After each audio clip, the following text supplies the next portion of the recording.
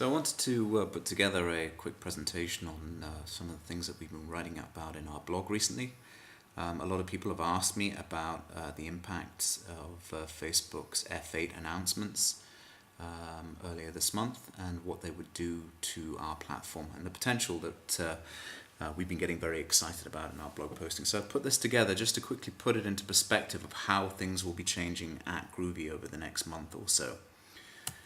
So basically, if anyone's not aware of what's been going on, the F8 announcement by Zuckerberg basically opens up apps for business again in the Facebook platform. In 2007, when apps were officially launched within Facebook, a lot of the functionalities were quickly shut down after there were all kinds of spamming abuses that were taking place.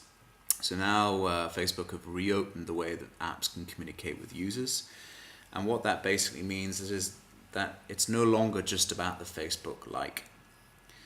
These changes allow applications to contextually communicate with users in really relevant and meaningful ways. And to give you an example of what this would mean from the Gruvi perspective, well, these new Open Graph statements allow us to display a whole range of different behaviors that go on within our application.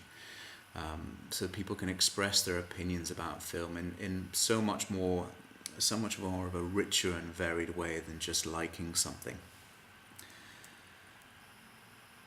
But how does this really impact on the way that our platforms work? So right now we have our app. We're in the process of building our own mobile application as well, and we're running a fan page called Gruvi Movies. If you haven't liked this already, please go there and like the fan page, because we're going to be doing a lot with that over the next few months. And these Open Graph statements, because we built an application in Facebook, allow us to access the way that users are using the content within Gruvi and to put statements around those uses. So this means that we can put all this context into the way that someone browses or plays around with any device that we're powering. But what's very important is that the amount of communication channels to the user has really opened up in Facebook. And we're now looking at 4 different options. Prior to this announcement, there was only the newsfeed, and there was a lot of tweaking that we had to do in the newsfeed to get our messages through to the right kind of user. But now we have the newsfeed, the ticker, the timeline, and Facebook updates as a way of contextually and relevantly messaging our install base of users. So we feel that the key for success for apps in Facebook is very simple. It's continuous and contextual communication with the user while they use Facebook. So we're not interrupting them. They're on the newsfeed or they're in their area of Facebook, and Gruvi is messaging them, rather like you're beginning to see with Spotify now in the ticker timeline. So the first of the major changes that's come along is the timeline. The timeline is the update to the Facebook profile, records all the significant events in your life, and allows you as a user to go out and basically create a really wonderful, media-rich album of your activities, whatever you're doing. But how does this apply to TV and film? Well, for instance, you can now display your top apps in the bar at the top of the screen. This allows anyone who wants to click on the application and see the kinds of movies that you've been interested in interacting with in Gruvi. But much more relevantly, and a behavior that I think that is going to be very important for the timeline allows you to create reports. And as we're going to be building with Gruvi, you'll be able to set up reports for the movies that you wanted to check out, or the movies you favorited in 2011, or your favorite top 10 horror movies of all time, and report these as lists within your timeline. So anyone who is wanting to check out your profile can get a very detailed analysis of what you're interested in seeing or what you've really enjoyed seeing in the past. The other update is the ticker, which I mentioned briefly beforehand, and the ticker is sitting there on your, alongside your newsfeed. Here it is highlighted. This is all the actions that my friends are doing on a day-to-day basis, and they're reported in real time. But it's an excellent communication tool, and as I said, Spotify are using this really well. So if I click on a Gruvi message within the ticker, then the Gruvi update pops up. I can see that Julio wants to see Cowboys and Aliens, and I can join the application from this dialog box as well as watch the trailer. So it's a great way of interrupting people in a really contextually relevant way, because you can see what your friends are interested in going to see. The other thing that we're going to be introducing very shortly is the Facebook update. So the gems in the top left-hand corner of the screen are a great way of catching people's notice.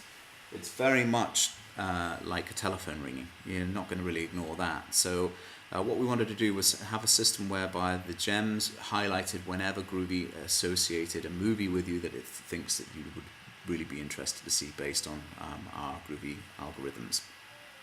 And so the gem would appear in the top left-hand corner, which would then trigger you to click, and you'd find out that Gruvi has recommended me to go and see Warhorse.